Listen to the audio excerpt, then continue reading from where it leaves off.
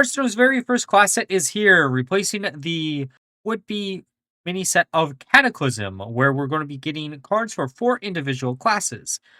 And because it is launching today, we're going to be covering some day 1 decks for each of those classes, plus a bonus one covering the new event legendary that also starts today. So, I am hoping to go over these decks more in depth than I normally do in a video like this, just because of the fact that there are going to be less decks here. The first list we're going to be looking at is Egg Aggro Druid. This deck might look a little bit familiar because it isn't too far off of the already existing Aggro Druid list currently in Standard. However, there are a few key differences between that version and this.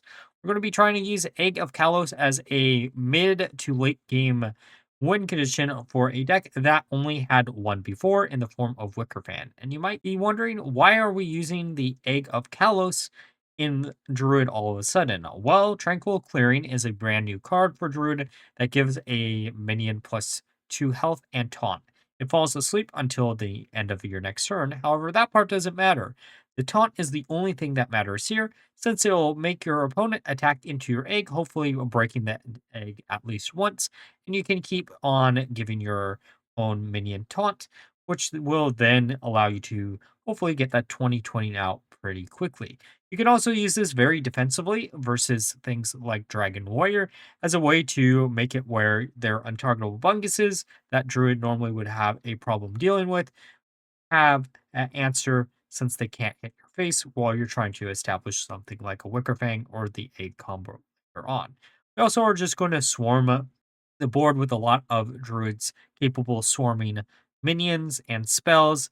And finally, Bashana Rune Totem is a card in this list that is just here for the fun of it, as you could theoretically get some big spells for 1 or 2 mana, whatever the treants costs, and that could be quite potent itself. Now for probably my favorite deck out of the entire bunch, Animal Companion Hunter. And you might be wondering, what on earth are we doing with Animal Companion in 2026? Well, Talia Earthstrider, which is our mid-game legendary, has the battle cry of your cards that summon Animal Companions, summon one more this game, which by itself might sound really bad, since the 3 Animal Companions are quite weak in the given year.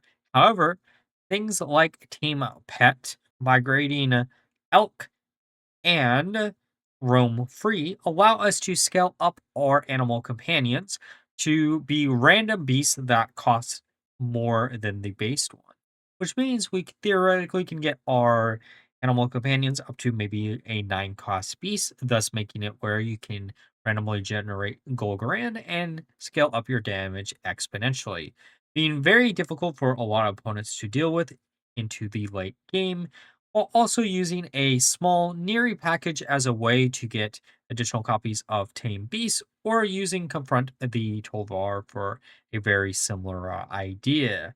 In order to make sure we can consistently draw into things like Migratory Elk, we're going to be using Exotic Houndmaster as a way to search those out, along with a long forgotten legendary of Roll Air Mantle as a way to generate a bunch of animal companions with all of our 1 cost spells, including Sands of Time, where we can hopefully get more copies of Tame Pet.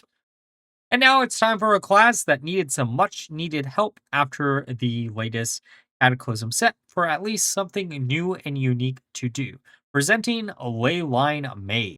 These ley lines are going to be Leyline Nexus, which draws a card that costs 1 less. Bursting Leyline, that deals 4 damage to a random enemy minion, dealing the excess hits to the enemy hero. And finally, Crystallized Leyline, that summons a random 6 cost minion. Might be wondering, well, these don't sound that great. However, there are going to be cards to upgrade these abilities, such as the Arcano Comic-Con, which will allow you to either reduce the costs, increase the effect by 2, or trigger additional time. And we also have Surge Needle, which will allow us to trigger them even more. Ley Walker, which will make our ley lines cost 1 less. Or Rune Saber here, that will increase the effects of our ley line by 1 this game. Basically, mini versions of the legendary. This isn't enough though, because all of the ley lines are actually arcane spells. This makes it very easy to fit in a forgotten fabled package that I've been wanting to revisit for a while, presenting the Syndragosa and Malygos combo. This will allow you to theoretically make it where if you can trigger your ley lines 3 additional times thanks to the legendary and the 2 needles, this should actually theoretically make it where your Leyline spells will actually cast 8 times at once instead of just up to 4, making it where you should be able to OTK your opponent quite easily. And if you somehow manage to get this combo out on a earlier turn where you can use the Arcano Comicon, you could theoretically also discount the cost or increase the damage on the bursting ley lines in order to go even further.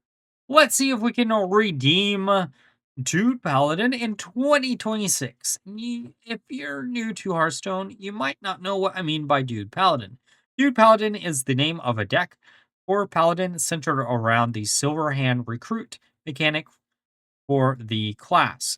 This is something that has been explored a few times in Hearthstone's history, but not with as many cards as we are getting in this class set, especially not as powerful as what we've gotten in this class set. This class set introduces a new legendary of Archer the Redeemer, which has the battle cry, doubling the stats of all friendly Silverhand recruits and giving them taunt, which by itself might not sound that great.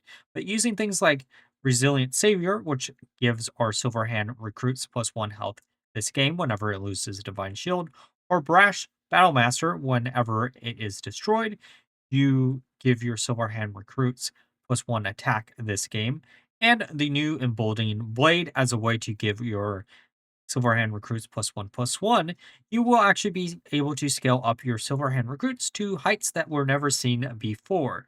Essentially, the game plan of this deck is we are trying to play a aggro paladin list to overwhelm our opponent with a bunch of dudes using the new support and also old cards from the Cataclysm main set itself, such as Gen Curse King, which will give you a 1 mana hero power that will summon 2 Silverhand recruits whenever you tap it, while using things like flight maneuvers to give yourself the bonus attack that might be able to finish off your opponent, along with very classic cards such as Mustard of Battle and some other very easily swarming capability cards.